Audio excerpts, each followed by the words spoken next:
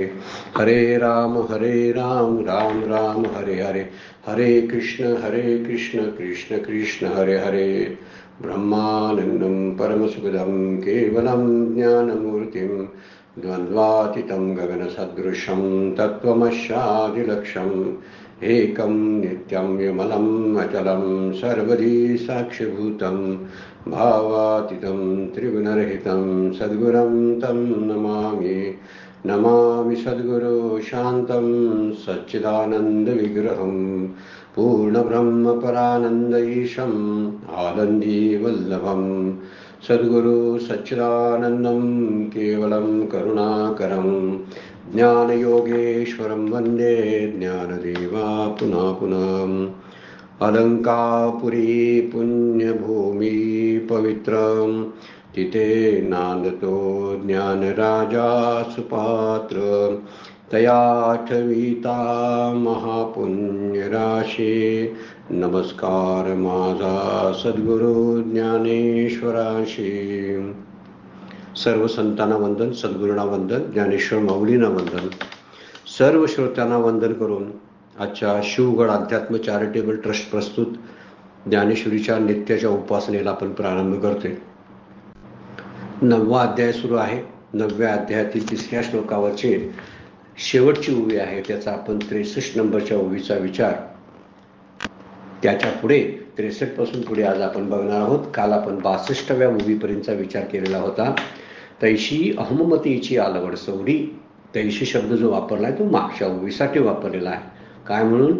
बहुमृगजळ देखुनी डोळा, तुंकीजे अमृताचा गिळीता गिराळा, तोडीला परीस बांधिला गळा, शुक्ती कालावे तैशी अहममतीची आलवड सवडी, माते न पोतीची बापडी, म्हणून जन्म मरणाची दूथडी डोहती ठेले। जन्म मरण जीवाला का चुकत नाही याचा विचार माऊली या ओवीमधून मांडलेला आहे।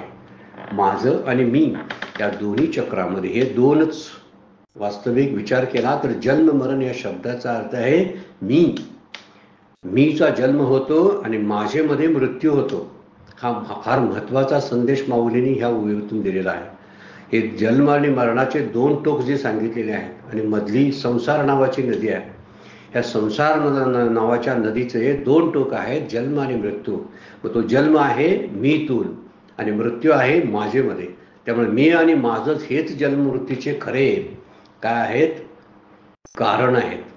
म्हणून मूळ कारणाला आपण लक्षात घेतलं तर मी हे मुख्य कारण आहे आणि त्यातून माझं हा त्यातून निर्माण होणारा हा कार्याध्यास आहे।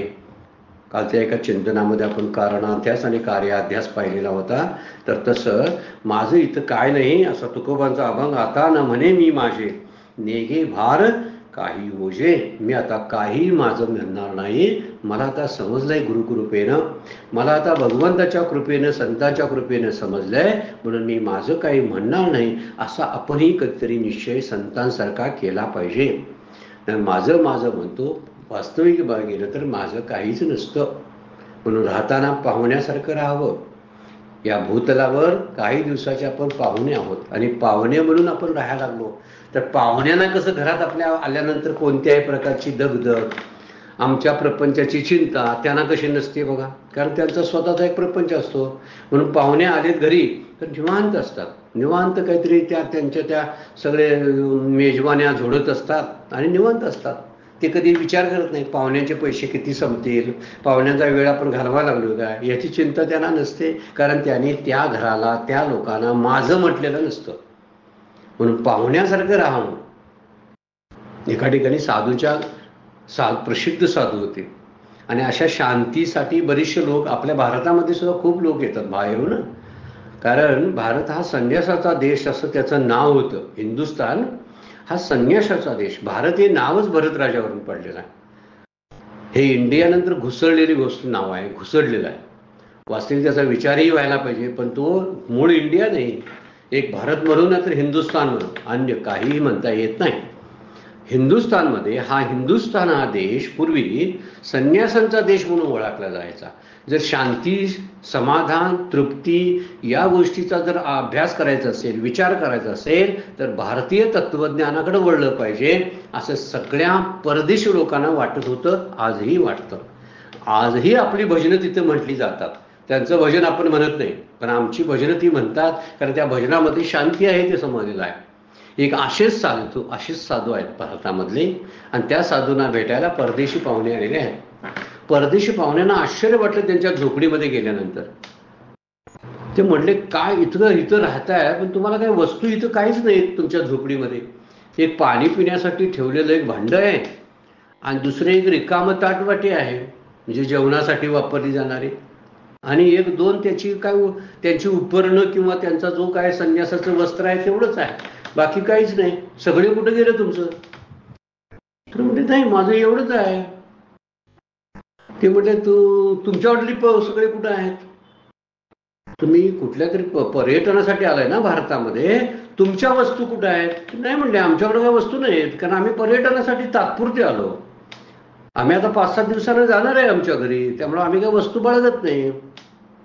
साधू पुरुष हसल्याने म्हटले, मी तेच म्हणतो, मीही कसं आहे, काही दिवसासाठी पर्यटनासाठी टाइमपाससाठी मी या पृथ्वी तलावर आलेलो आहे, आणि म्हणून माझ्याकडे वस्तू नाहीत. मी कशाला ओझं घेऊन बाळगून जाऊ? एखाद्या प्रवासाला निघालं की ओझ्याचा किती त्रास होतोय आपल्याला माहिती आहे. जीवन हा प्रवास आहे, आणि त्या प्रवासामध्ये जर मौज लुटायची असेल तर माझ्याचं ओझं आपल्याला हळूहळू कमी करता आलं पाहिजे.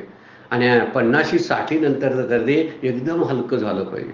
आपण एकदा हलकं झालो की वर जातो, ऊर्ध्वगती प्राप्त होते हलक्यापणामध्ये. आपण जड झालोय प्रपंचामुळं आणि प्रपंचाच्या विचारामुळं. प्रपंच कुठं आहे? काय घरातली कपाट, तिजोऱ्या किंवा सगळे टेबल खुर्च्या काय माझ्या अंगावर आहेत काय? खरं बघायला गेलं तर नाही. कुठंतरी कुठल्या तरी ठिकाणी कुठल्या तरी गावात घेतलेली मी शेती आहे, ती शेती तिथंच आहे, माझ्याकडं नाही. पण त्याचं ओझं जे आहे माझंपणाचं, ते ओझं माझ्या डोक्यावर सतत असतं. त्या ओझ्यातून बाहेर पडायचं आहे. शेतीवाडीतून आणि घरादारातून बाहेर पडायचं नाही, तर घरदारा आणि शेतीच्या विचारातून बाहेर पडायचं आहे. आणि ते विचाराच्याच द्वारे बाहेर पडायचं आहे. विचारून अहंकार सांडिले, येथे विचारता निरसले, प्रपंची सहज सांडविले, माऊली बोलतात. विचारच करावा लागेल हे टाकायसाठी, कारण प्रत्यक्षात वस्तुरूपानं काहीच टाकायचं नाही आहे. तर विचारानं, कल्पनेनं सगळं टाकायचं आहे. कल्पनेनं का टाकायचं आहे पुढे आपण बघणार आहोत पुढच्या श्लोकामध्ये. कल्पनेनंच ते स्वीकारलं होतं, म्हणून कल्पनेनंच टाकायचं आहे. माझं नसताना मी माझं म्हटलं ना, ही कल्पनाच आहे ना. माझी नातीगोती म्हटलं, मी नातलग माझे आहेत, माझ्या रक्ताचे आहेत, माझ्या अमुक आहेत, माझे हे लागतात ते लागतात, कल्पनेतलेच आहेत ना. कल्पना या शब्दाचा अर्थ जोपर्यंत प्रतीतीला येते तोपर्यंत, नंतर मात्र ती प्रतीतीला येत नाही, नाहीशी होते, त्याला कल्पना म्हणतात. मग हे यांचं असंच आहे.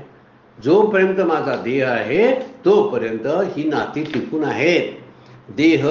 देहाच्या संबंधामुळे नाती निर्माण होतात, आणि संबंधामुळेच बंध तयार होत असतो. नात्यांचा बंध हा तयार झालाय ना, बंधन, त्याचं कारण आहे संबंध. या संबंधामुळे नाती तयार झाले, संबंधामुळे ती दृढ होतात. आणि संबंध काय करतो? आम्हाला बांधून ठेवतो, बंधनात टाकतो. तोच संग्रहाला कारणीभूत होतो, कालच्या चिंतनामध्ये आपण बघितलेलं आहे. त्यामुळे संबंध आणि संग्रह, जसे मी आणि माझं, जन्म आणि मृत्यू, तसं संबंध आणि संग्रह हे माझ्या बंधनाला कारणीभूत आहेत. आणि म्हणूनच माऊली म्हणतात, ही अहम ममतेची लवड सवरी आहे. या गडबडीमध्ये तुला कळेनसं झालेलं आहे तू स्वतः कोण आहेस. एवढा मोठा धनुर्धर आहेस, कित्येक लोकांना तू पराजित केलेला आहेस, कौरवांना सुद्धा तू कधी कधी पराजित केलेला आहेस, किंवा तुझ्या शौर्याची त्यांना कल्पना आहे, आणि तरी सुद्धा तू आता म्हणतोस लढणार नाही. तर याला कारण आहे तुझं मी आणि माझं, म्हणजे राग आणि द्वेष या दोन्हीच्या आसक्तीमध्ये तू सापडलेला आहेस. राग आणि आसक्ती शब्दाचा अर्थ आहे, आसक्ती म्हणजे माझ्यातून, आणि राग जो निर्माण, राग ही आसक्ती, राग आणि द्वेष. राग आणि द्वेष, राग हा शब्द आहे आसक्ती दाखवणार आहे, आणि आसक्ती माझ्यातून निर्माण होते, आणि माझ्या विरुद्ध असतं, ते मला नको असतं, त्यातूनच तिटकार आणि द्वेष निर्माण होतो. या दोन्हीच्या या चक्रामध्ये आपण इतकं गुंतून जातो अर्जुनासारखं. अर्जुन हा एक प्रकारे केलेलं प्रतिनिधित्व आहे आपल्या सर्व समाज मनाचं. आपण त्यातून घेतलं पाहिजे, मी अर्जुन अशी भावना स्वीकारली पाहिजे. आणि जर मी अर्जुन आहे तर भगवंत आणि माऊली मला सांगतात तू असं कर म्हणून. या उगोच मी माझ्यामध्ये गुंतून राहू नकोस. तैसे अहममतीची आलवड सवडी मातेन पोतीची बापुडी जन्म मरणाची या दूतडी ढवळती ठेली. यातला एक कवडी सुद्धा तुझ्या बरोबर येणार नाही. जिंदगी में बहुत कुछ कमाया कमाए हीरे मोती लेकिन क्या करे यार कफन को जेब नहीं होती. कफनाला किसा नसतो हे स्वीकारलं पाहिजे. वास्तव ज्यावेळी वास्तव लक्षात येईल त्यावेळी या समस्त संसाराबद्दलचं आपल्याला वैराग्य निर्माण होईल. कारण याच्यात कुठंच नित्यता दिसतच नाही. सतत परिवर्तनशील, सतत बदल, सतत त्यामध्ये असणारी कल्पना. या पलीकडं या एकूण संसारामध्ये काहीही दृष्टिक्षेपात आपल्या येत नाही. हे आपल्याला जर पक्क समजलं असेल आणि त्यानुसार आपण पावले टाकायला जर सुरुवात केली असेल तर निश्चित माऊली म्हणतात त्या रस्त्यानं जाऊ आपण हृदयामधल्या रामाचा पत्ता शोधू. प्रवास लांबचा नाही, आतल्या आतचा आहे.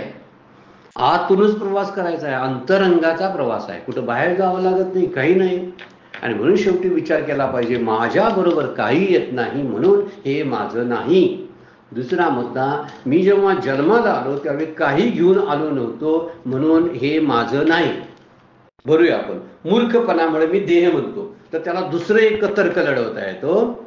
जे माझ्या मताप्रमाणे चालतं ते माझं आहे. ज्याच्यावर माझं नियंत्रण आहे ते माझं आहे. माझा स्वतःच्या देहावर माझं नियंत्रण आहे का? नाही. म्हणून माझा देह माझा नाही. समजायचं काय? हा देह माझा नाही. मग देहही माझा नाही. मग मी आणलं होतं काय? काही आणलं नाही. मग काही आणलं नाही तर मला नेण्याचा विचार सुद्धा सुचता कामा नये किंवा माझ्याकडून कोणतरी हिसकावलं घेईल याची चिंताही असता कामा नये. दोन्ही गोष्टी. जी भीती आहे ना ती भीती कोणतरी हिसकावून घेईल माझ्याकडून तर ती भीती असायची काही गरज नाही. कारण माझं इथं काही नाहीच.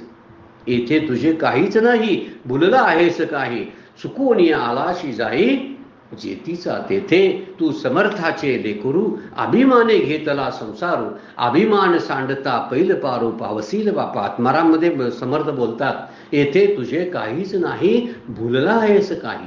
कशाला भुललास तू? तर भुलायला कारण आवरण आणि विक्षेप आहेत. मागच्या चिंतनामध्ये आपण बघितलेलं आहे. बेडूक भुलला, गोचिड भुलला, निदैव म्हणजे कमनशिबी असलेला माणूस भुलला. आणि कशामुळं? किम भ्रांताशी काम विषया. विषयाबद्दलची भ्रांती जी आहे, विषयामुळे मिळणारी जी सुख खरे आहेत अशा वृत्तीमुळं तो काय म्हणतात त्याला भुललेला आहे. मग ही भुलल जी आहे ती भूल काढून टाकली पाहिजे आणि आपण आपल्या स्वरूपाच्या ठिकाणी जागृती आणली पाहिजे. आज आपण स्वप्नात आहोत.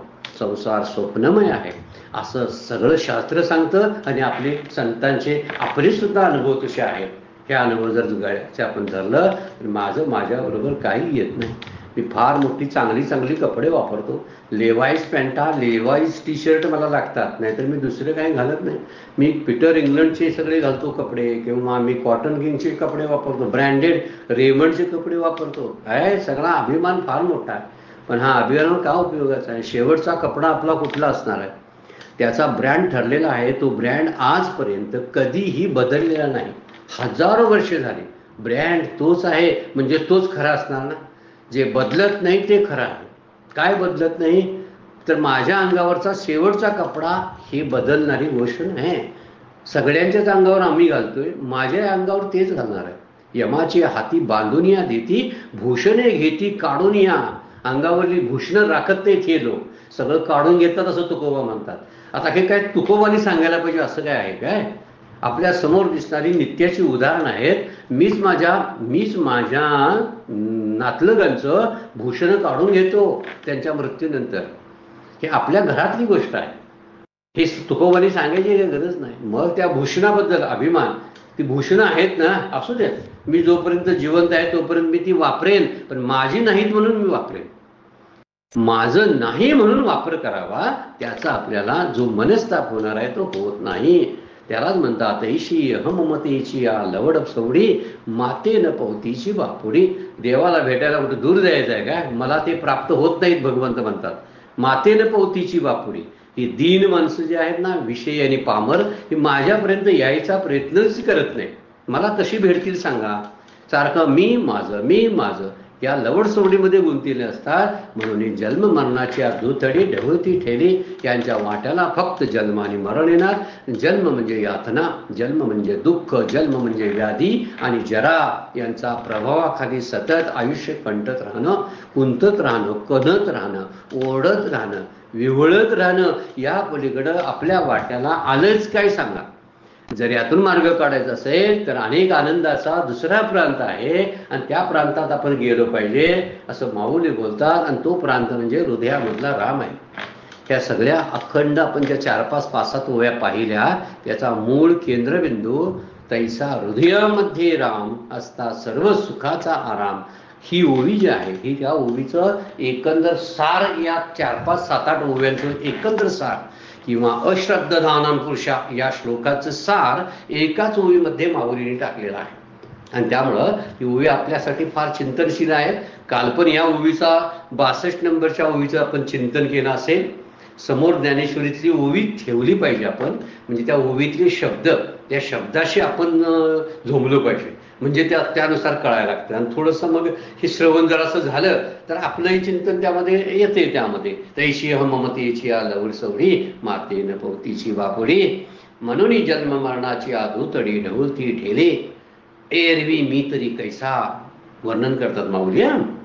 माऊली म्हणतात भगवंत कसा आहे. एरवी म्हणजे मी कसा आहे. इतर वेळी विचार जर केला तर मी कसा आहे. सर्वसाधारण करते मुखाप्रती भानू का जैसा. अरे सूर्यासारखा मी स्पष्ट आहे समोर. वास्तविक विचार केला तर माझं असणं पण कसं आहे म्हणून विचारशील तू तर कुठेही पाहणाऱ्याला चेहऱ्यासमोर जसा प्रत्यक्ष सूर्य दिसतो, कुणी पाहावं. मी पाहिलं, तिकडं अमेरिकेतल्या जर्मनीतल्या लोकांनी पाहिलं तर त्यांच्याही समोर चेहऱ्यासमोर सूर्य आहे. माझ्या समोर चेहऱ्यासमोर सूर्य आहे. तसा दिल्लीतल्या लोकांच्या समोर सुद्धा चेहऱ्यासमोर सूर्य आहे. पण माऊली त्या सूर्याचा सुद्धा कमकुवतपणा आणि कमीपणा सांगतात बघा. कही दिसे कही नसे न दिसे ऐसा, कही दिसे न दिसे ऐसा वाणीचा नोहे. एरवी मी कसा आहे तर प्रातःकाली पूर्व दिशेकडे तोंड केल्यानंतर अगदी तोंडापुढं सूर्य असतो ना तेवढा स्पष्ट सूर्याच्या अस्तित्वाविषयी किंवा त्याच्या प्रत्यक्ष ज्ञानाविषयी कोणालाही संशय नसतो आणि भ्रम नसतो. तसं माझं अस्तित्व आहे असं माऊली बोलतात. आणि तो स्वयंप्रकाशत्व आहे. तो कुठल्या परप्रकाशावर आहे काय अवलंबून नाही. तसा आत्मा सुद्धा स्वयंप्रकाश आहे. जय जय ओ स्वसंवेद्या शब्द वापरला. ओम नमोजी अध्याय. जय जय स्वसंवेद्या आत्मरूपा शब्द वापरलेला आहे. तो स्वयंप्रकाश आहे. म्हणून मी कधी नाही आणि भासत नाही या बोलण्याचा असा विषयच होत नाही. मी कधी दिसत नाही असं कधी नाही. आता वास्तविक रात्रीचा सूर्य आपल्याला दिसत नाही हा आमच्या त्या सूर्याचा कमीपणा नाही बरं काय, किंवा सूर्य गेलाय असं आपण म्हणू शकत नाही. सूर्य असतो. आता हे विज्ञानाची सुद्धा आधार आहेत त्याला. त्या पृथ्वीच्या फिरण्यामुळं मला सूर्याचा अभाव कधीतरी जाणवतो, नसणं नाही. तसं चेहऱ्यासमोर जसा प्रत्यक्ष सूर्य आहे तसा तुझ्या समोर मी प्रत्यक्ष आहे. विचार केला तर सूर्य काही भागात दिसतो, कुठे दिसत नाही. कधी दिवसा दिसतो, रात्री दिसत नाही. पण मी अशा जातीचा नाही असा आहे त्यातला अर्थ. कही दिसे न दिसे ऐसा वाणीचा नोहे. असा बोलण्यातलाच नाही मी. वाणीचा नोहे या शब्दाचा अर्थ आहे बोलण्याचा विषय नाही. म्हणतात काय कधीतरी तू दिसतो, कधी नाही दिसत. रात्रीचा दिसतो, रात्रीचा कधी दिसत नाही असाही मी नाही. तर मी कायमच आहे. सतत ज्याचं अस्तित्व जाणवतं ते भगवंताचंच आहे. सगळं काही जाईल पण भगवंत कुठं नाहीशी होत नाही. सदा संचला येत ना जात नाही. पण इथं सूर्याबद्दल कमीपणा जरा सांगितलेला आहे. सूर्य काही भागात दिसतो, काही भागात दिसत नाही. पण त्याचा उलटा विचाराने असा आहे काही भागात दिसत नाही म्हणून तो नसतो का, हा एक आहे. आणि काही भागात सूर्य दिसत नाही कधी कधी पण मी तसा नाही, मी कायमच दिसतोय. असे दोन अर्थ त्यातनं काढायचे आपण. दोन अर्थ काढायचे त्या ओवीचे. कोणत्या वाचं तुकड्याचे काही दिसे न दिसे ऐसा वाणीचा नोहे. इथं नसे शब्द वापरला. काही नसे न दिसे. काही काही ओवी काही काही ज्ञानेश्वरी मधून काही दिसे न दिसे, काही दिसे न दिसे. ऐसा वाणीचा नोहे असंही वर्णन आहे. खंदारकर महाराजांच्या ज्ञानेश्वरीमध्ये मात्र वर्ण शब्द कसा टाकलाय बघा, कही नसे न दिसे, म्हणजे कधी नाही आणि कधी दिसतो. आणि दुसरं म्हटलं तर कही दिसे न दिसे, दोन्ही शब्द बरोबरच आहेत, अर्थ तोच आहे. कही दिसे कधी कधी दिसतो, न दिसे कधी कधी दिसत नाही. असा वाणीचा नोहे, असा बोलण्याचा विषय मी नाही, पण अशा जातीचा मी नाही. माझा अभाव सूर्यासारखा सुद्धा कधी नाही. सूर्य कधी रात्रीचा दिसत नाही, पण मी रात्रीचे सुद्धा माझं अस्तित्व आहे. मी त्रिकाला बाधित आहे, म्हणजे तिन्ही काळामध्ये आहे. भूत भविष्य वर्तमान हे माझ्याच अधिष्ठानावर काळ सत्ता चालवतो. त्यामुळे काळाचा काळ मी आहे, त्यामुळे मी कधीच नाहीसा होत नाही. पण संसार मात्र कसा आहे, काल परिच्छिन्न आहे, काळाची मर्यादा आहे, देशाची मर्यादा आहे. त्यामुळंच सूर्याला तशी मर्यादा असते का? नाही, सूर्य कायम असतो, पण धरून चालला पण मर्यादा आहे.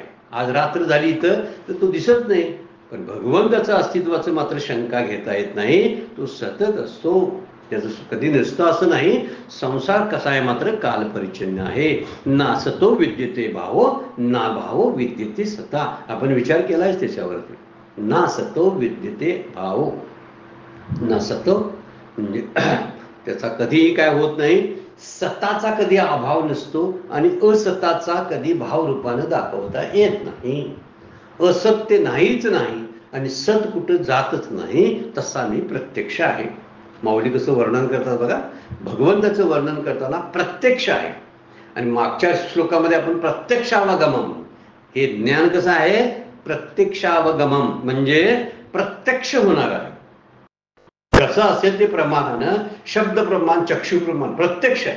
पण इथं प्रत्यक्ष दाखवताना सूर्याचं उदाहरण माऊलीने दिलेलं आहे. ते काय म्हणतात, एरवी मी तरी कैसा, असा प्रश्न विचारशील. मी कसा आहे तर मुखाप्रती भानू का जैसा. अरे सूर्यासारखा मी आहे. जसा सूर्य सतत असतो आकाशामध्ये तसा. पण काही दिसे न दिसे ऐसा वाणीचा नव्हे. तू म्हणशील तो रात्रीचा दिसत नाही, पण मी असतोच मात्र. सूर्य कायम असतो. तसा परमात्मा आहे, तो सगळीकडे असतो. सूर्याच्या अस्तित्वाविषयी कुणाला शंका येत नाही, पण भगवंताच्या अस्तित्वाविषयी मात्र शंका येते. कारण तो मुखाप्रती आहे आणि हा मुखाचं अधिष्ठान आहे. बघा, तो वाणीपुरता बोलण्यासारखा आहे सूर्य. आपण वाणीनं म्हणतो हा सूर्य आहे, डोळ्यानं दिसतं, पण डोळ्याचा डोळा जो आहे, वाणीची वाणी जी आहे, तो भगवंत आहे. तो दिसत नाही म्हणून दिसत नाही म्हणून नाही म्हणणं हे मूर्खपणाचं आहे. जसा सूर्य आज रात्र झाली म्हणून दिसत नाही, ही सूर्य रात्र ही पृथ्वीच्या परिभ्रमणाचा परिणाम आहे. त्यात सूर्याचा काय दोष आहे? तसं माझ्या मी आणि माझेपणाच्या आणि विक्षेपणी आवरणाच्या ह्या शक्तीच्या प्रभावाखाली माझं जे खरं तत्व आहे, माझं खरं स्वरूप आहे, ते दिसेनासं होतं. म्हणून सूर्याच्या अस्तित्वाविषयीचा कोण शंका घेत नाही. तसा मी प्रत्यक्ष आहे. आणि तो भगवंत कसा आहे, सुलभ आहे, आनंद रूप आहे, कल्याणप्रद आहे. म्हणून मी माझ्या जंजाळात तो दिसेनासा होतो. दिसेनासा होतो त्याचं कारण, जसं पृथ्वी फिरते म्हणून सूर्य कधी कधी दिसत नाही, तसं मी आणि माझ्यामुळं तो जाणवत नाही. नामाला बसलो, ध्यानाला बसलो, गाढ गंभीर असं जर नाम आणि ध्यान जर चालू झालं तर प्रपंच दिसेनासा होतो. का? मी आणि माझं त्यावेळी मी विसरलेलो असतो. मी शिक्षक आहे, प्रवचनकार आहे, मी वारकरी आहे, मी आई आहे, बाप आहे. नामाच्या आणि ध्यानाच्या वेळी विसरल्यानंतर आपल्याला तो अनुभव येतो. हा नित्याचा अनुभव आहे. ज्यावेळी मी आणि माझं दिसेनासं होतं त्यावेळी भगवंताचं रूप प्रत्यक्ष प्रगट रूपानं व्हायला लागतं. जशी रात्र बाजूला गेली की सूर्याचा उदय होतो. सूर्य न दिसण्याला कारण पृथ्वीवरील रात्र आहे. पृथ्वीवरील सूर्याचा काही संबंध नाही. पृथ्वीवरील रात झाली म्हणून थोड्या काळासाठी तो दिसेनासा झाला, पण तो नाहीसाच झाला असं म्हणता येत नाही, असं माऊली बोलतात. प्रत्यक्ष आहे तो. म्हणून परमात्मा प्रत्यक्ष आहे. माझ्या रोजच्या अनुभवातील गोष्ट आहे. पाहणं, ऐकणं, स्पर्श करणं, चाकणं, झोपेत असणं, जागं होणं, चालणं, बोलणं, या क्रिया परमेश्वराचं अस्तित्वच दाखवतात. मी चालतो म्हणजे देव आहे म्हणून. मी बोलतो, माझी या सत्य नाही मी बोलत. कृपा काय म्हणतात तुकोबाचा अभंग आहे, सखा कृपावंत वाचा त्याची, माझी या सत्य नाही मी बोलत, सखा कृपावंत वाचा त्याची. एक सोपं उदाहरण दिलं. माझं चालणं, माझं बोलणं जे आहे, हे सगळं बोलणं त्याच्या सत्तेवर चालतं, त्याच्याशिवाय चालणार नाही. माझा स्पर्श, माझा श्वास, हे सगळं त्याच्या सत्तेवर चालतं. जोपर्यंत मी श्वास घेतो त्यापर्यंत माझ्यासाठी देव आहेच. विचार करण्याचा मुद्दा आहे. कोण म्हणेल काय माहिती आहे, माझ्या मृत्यूनंतर मला अनुभव येत नाही देवाचा. हा देहाच्या मृत्यूमुळे अनुभव येत नाही. म्हणजे काय देव नाही का? मग दुसऱ्याच्या शरीरामध्ये आहेच ना त्यावेळी, माझ्या शरीरामध्ये नसेल तर. असं जर कल्पना केली तर म्हणतोय मी, तो नेहमी आहे, तो कुठंही जात नाही, सदोदित आहे. म्हणून परमात्मा कसा आहे, चाकणं, बोलणं, झोपत असणं. बघा, झोप तरी फार विचित्र गोष्ट आहे. झोपेमध्ये सुद्धा परमात्मा असतो हे आपल्याला, मी झोपून उठलो असं म्हणणाऱ्याला कळतं. झोपणाऱ्याला त्याची जाणीव असते, मी आहे याची, कारण तो प्रत्यक्षच आहे, कितीही नाही म्हणलं तरी. अमृतानुभवमध्ये एक उदाहरण दिलेलं आहे. एका निर्जन अशा अरण्यामध्ये, जिथं चिटपाखरूही नाही, असा एक माणूस अंगावर घेऊन झोपलाय. त्याला गाढ झोप लागलेली आहे. तर तो झोपला होता असं सांगणारे कोणीही नाहीत, तरी त्याला माहिती आहे की मी झोपलो होतो. मग हे सांगणारा कोण आहे, असं एक उदाहरण अमृतानुभवमध्ये दिलेलं आहे. वास्तविक तो त्यालाही माहिती नाही. दुसरी पशुपक्षी पण तिथं कोण नाही, माणसं पण कोण नाही, कॅमेरा बी कुठला CCTV नाही. हा झोपला हे कुणालाच माहिती नाही. पण तो उठल्यानंतर म्हणतोय मी आहे, मी झोपलो होतो. ही जी उदाहरणं आहेत ना, ही उदाहरण काय दाखवतात, भगवंताच्या अस्तित्वाची जाणीव करून देतात आपल्याला. म्हणून मी प्रत्यक्ष आहे, काही दिसे न दिसे ऐसा वाणीचा नव्हे, मी सतत आहे, मुखाप्रती भानुका जैसा. मुखाप्रती शब्दातच आहे. सूर्य कोणत्याही देशात दिसतो. परमात्मा हा, त्याला सूर्याला मार्तंड म्हणतात बघा. मार्तंड, तर हा परमात्मा ज्ञान मार्तंड आहे व्यावहारिक भाषेमध्ये विचार केला तर.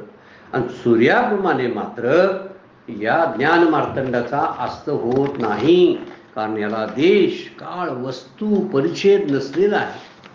ह्या देशात सूर्य आहे आणि त्या देशात नाही असं नाही. या प्रांतात सूर्य दिसतो, दुसऱ्या प्रांतात दिसत नाही असं नाही. म्हणून मुखाप्रती भानुका जैसा. काळाचं बंधन नाही म्हणू आपण की रात्रीचं तेवढा दिसत नाही, पण तो असतोच. काळाचंही बंधन त्याला नाही. वर्णन केले, नाथ महाराज वर्णन करतात बघा, होता चराचर दर्शन तेची मुख्य ब्रह्मज्ञान, निज देहाचे जे स्फुरण तेची ब्रह्म पूर्ण पूर्णत्वे. नाथ महाराजांची हस्तामलकवर टीका जी केलेली आहे, नाथ महाराजांचं स्वतंत्र आहे, आपल्याकडे उपलब्ध आहे ते हस्तामलकाचं प्रकरण. तर त्या हस्तामलकाची जी टीका आहे, आमच्या आपल्या डॉक्टर काकांनी सुद्धा त्याच्यावरती सुंदर असं भाष्य लिहिलेलं आहे.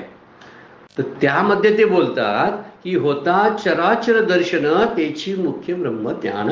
ब्रह्म म्हणजे काय, ज्या ज्यावेळी प्रत्येक चराचरातलं दर्शन होतंय ना, तेच ब्रह्मरूप आहे.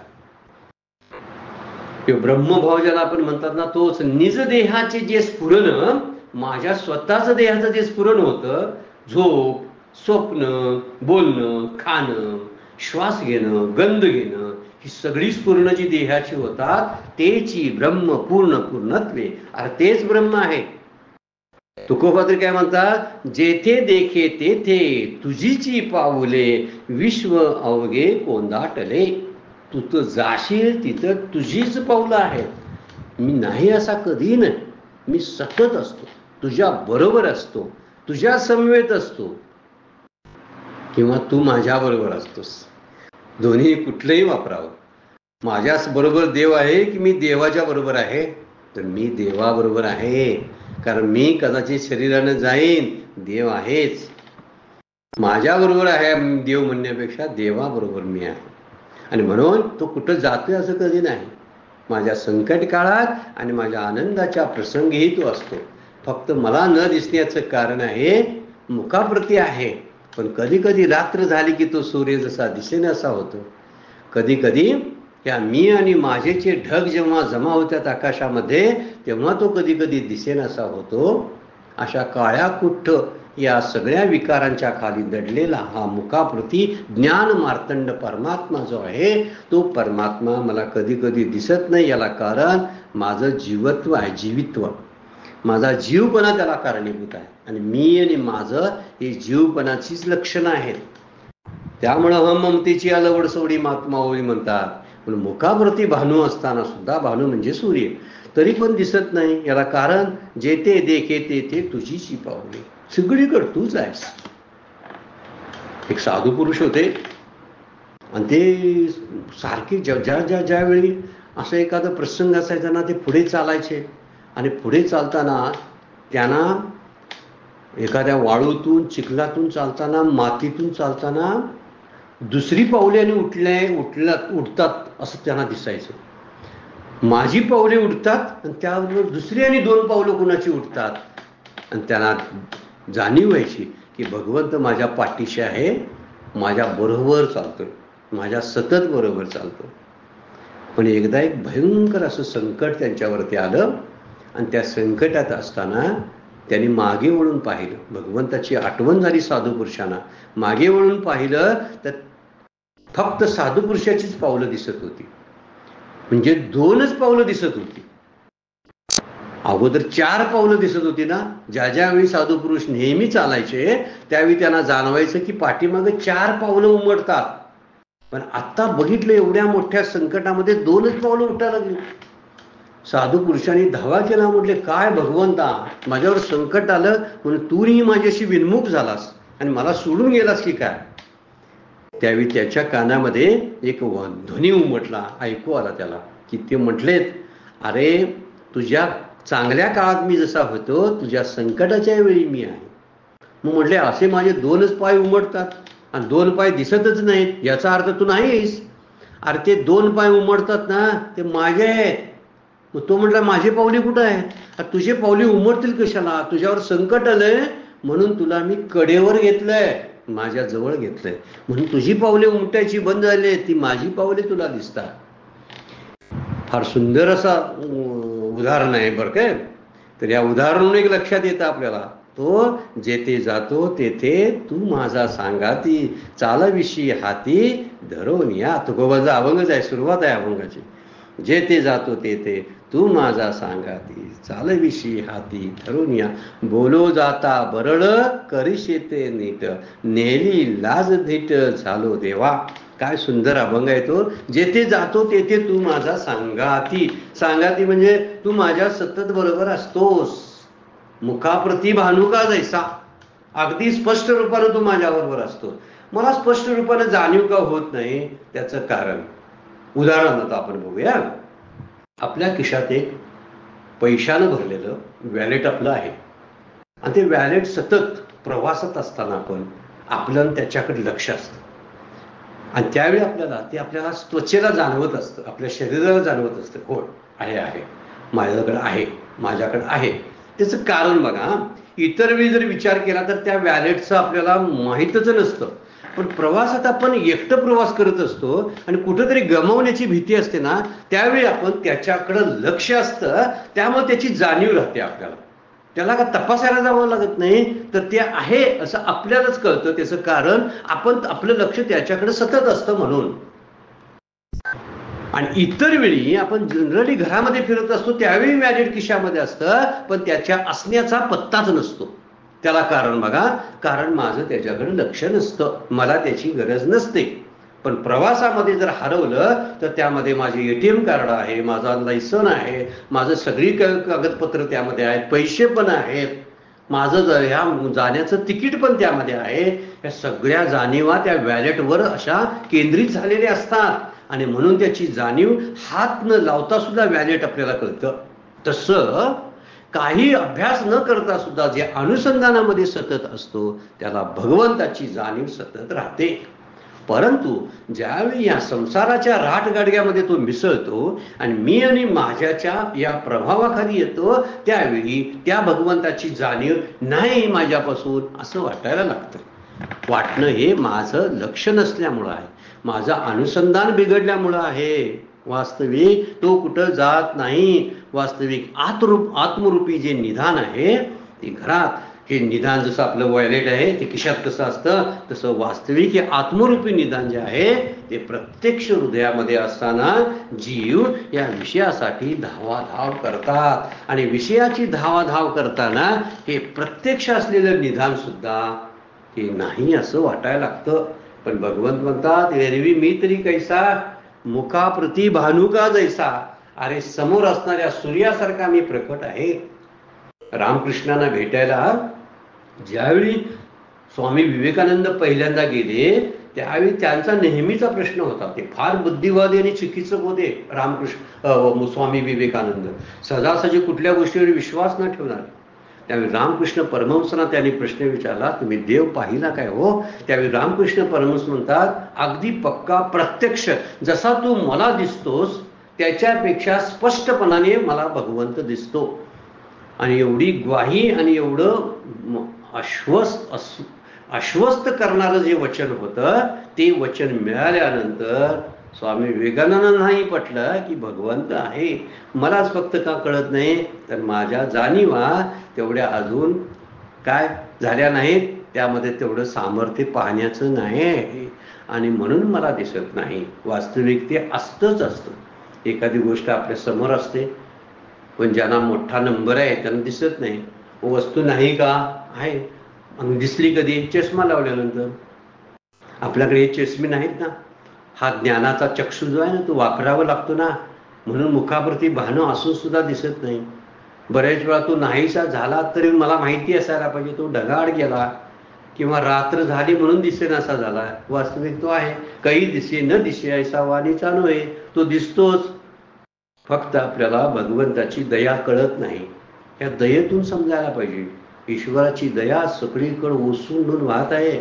आपण चालता बोलता दवाखान्यातून फिरता वाहन चालवताना आपल्या लक्षात यायला लागेल की दया त्याची आहे, म्हणून हे सगळं सृष्टीचं अस्तित्व आहे. ईश्वराची दया आम्हाला दिसत नाही. बरेच जण ईश्वर मान्य करत नाहीत. मग ईश्वरानं काय दिलं हे कसं मान्य करतील? ईश्वरच मान्य करत नाही.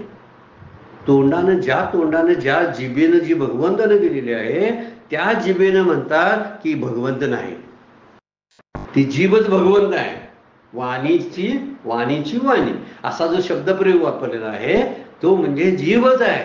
जिभेची जीभ भगवंत आहे आणि जीभच नाही म्हणतात त्याच जिभेनं.